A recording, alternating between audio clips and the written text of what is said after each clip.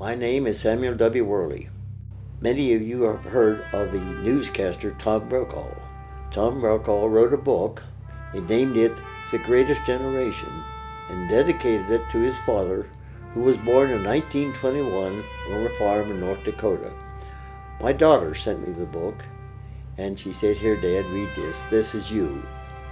I too was born in 1921 on a farm in Chambersburg, Middle Township, Franklin County, Pennsylvania. I am from the greatest generation.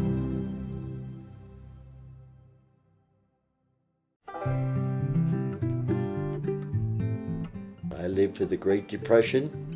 We lived in a 10-room stone house with my mother, father, my sister, and myself and old Shep. Old Shep was a great companion of mine. And in the early days of my life, I would lay on the porch and he'd curl around me and protect me. When I'd go out in the fields to take water to Daddy when he was working in the fields, Shep would be right with me. And I remember him keeping snakes away from me in the fields. We had no modern facilities whatsoever at the home. We never got electricity until about 1939. Living through the Great Depression, we had all the food we needed on the farm. We made that available to neighbors and family who were not on the farm. This was something that my mother always liked to do, being very generous. We never knew what money was. When I would go to a festival at Chambersburg, Daddy would give me a nickel on Saturday night. If I went to an all-day picnic in the valley, Daddy would give me a quarter, and that lasted to buy a bottle of pop, a cone of ice cream, a box of Cracker Jack, a ride in the merry-go-round, and I squandered 5 cents to throw baseballs at the milk bottles to get a doll or something. I wanted to tell you about going to high school. Living on the farm, it was 7 miles a round trip to high school. I got there the best way I could. When the weather was too cold to ride the bicycle, I went off on a dead trot. I never missed a day. I enjoyed going to school. So after high school, they were building the great Pennsylvania Turnpike. And I decided I would try and get a job in the Turnpike. And I went down and find a job and earn money so that I could go to Chambersburg University. It was then Chambersburg State Teachers College. So I lived above Old Main, Chapel Quarter, and my room, board, and tuition was $500 a year. I was drafted from there in 1942, given a very short notice to go into service.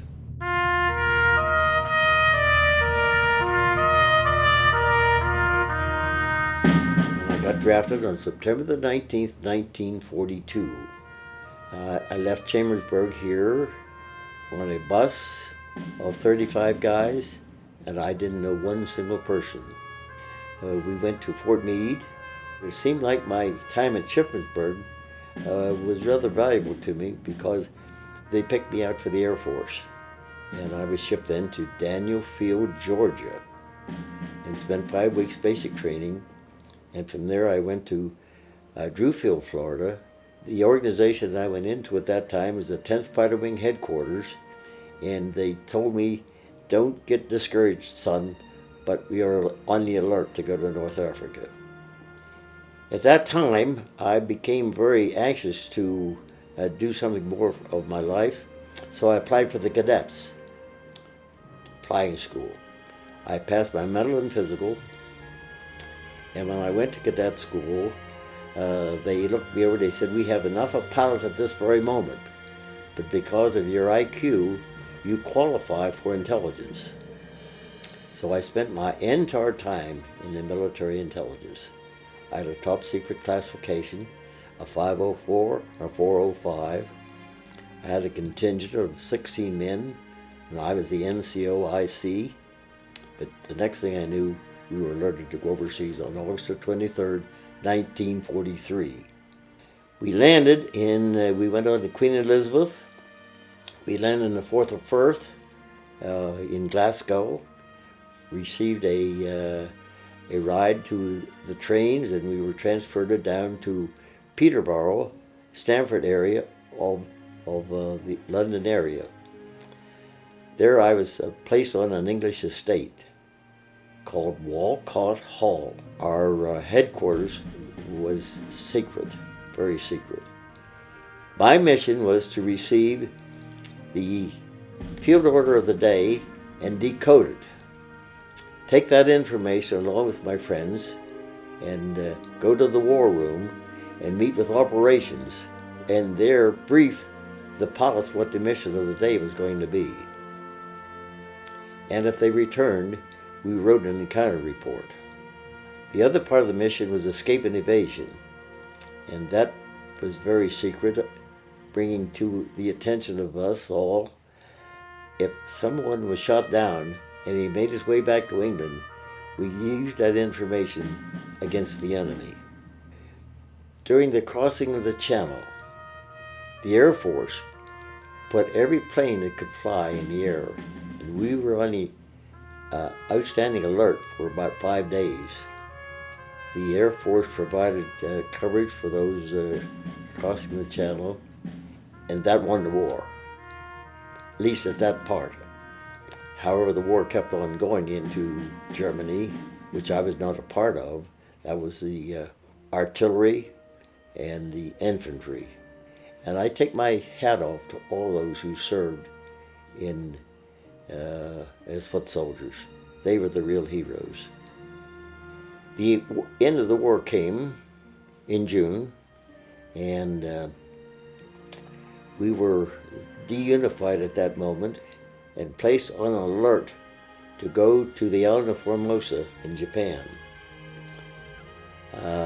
I became a part then of the 1st Bomb Division. Waiting time to go to the island of Formosa, along came Truman, President Truman, with the idea to drop the atomic bomb.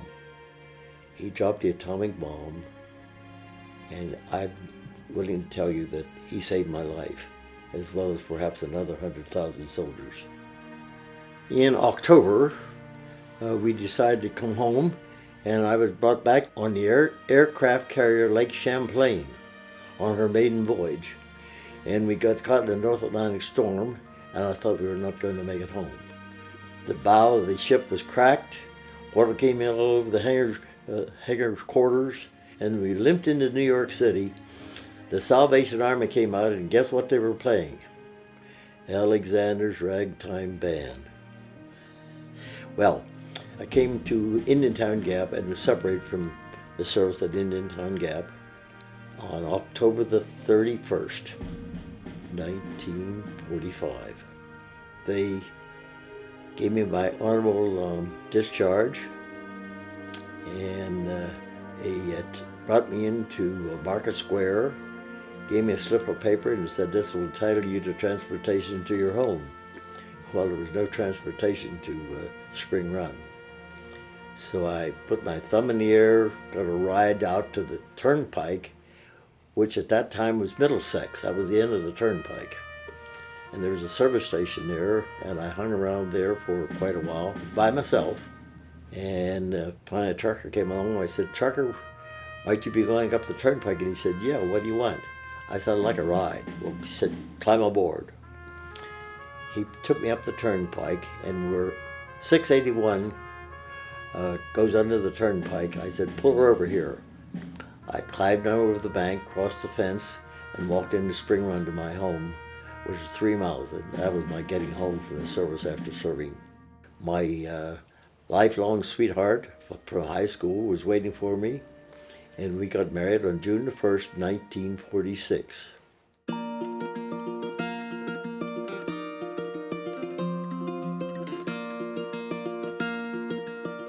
You know, I enjoyed my married life very much. My wife and I were married for 66 years. We had 2 children. They're both educated. I have a son and a daughter, 2 grandchildren, and 4 great-grandchildren. Every time we traveled any place, we traveled together as a family. And I enjoyed my family immensely. And I enjoyed my work very much also. So I was invited to join the bank in the old National Bank of Chambersburg. I lived across the street with my wife in a second floor apartment. Our rent was $39.17 a month. Really, my favorite time in it was we lived near the creek, and we'd go swimming in the creek. And in the winter, they cut ice off the creek. In the summertime, we would use that ice, and Mother would make a pudding for grape nut ice cream, chocolate ice cream, strawberry ice cream, and we'd make ice cream and churn it by hand and invite all the neighbors in and family in. That was one of the greatest things.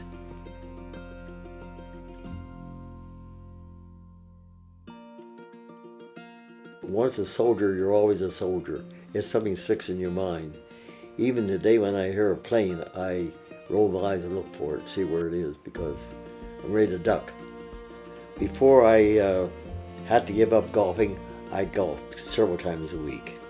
And I've had the distinction of 3 holes in one. Some people go through a lifetime and have never had a hole in one, but I've had 3. I've been disappointed in having to give up golf, and I've gone from the white tees to the blue tees to the red tees to the gold tees, and then wherever I wanted to hit the ball from on the fairway. So golf has been very, very enjoyable to me. It's a friendship game, and I always played with friends. In addition to golf, I play billiards, and I shot 5 games this morning at the Chambersburg Club.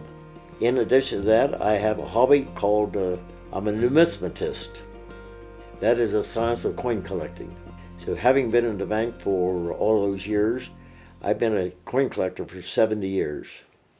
And it's a great hobby.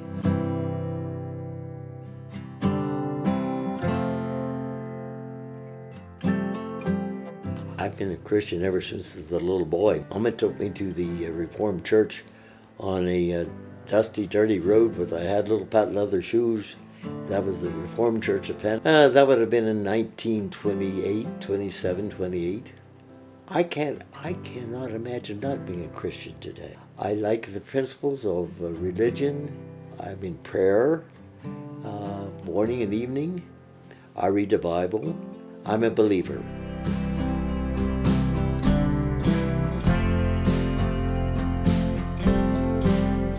Go to school, do not smoke, do not use alcohol, not use drugs. Go to church and be a faithful citizen of the community.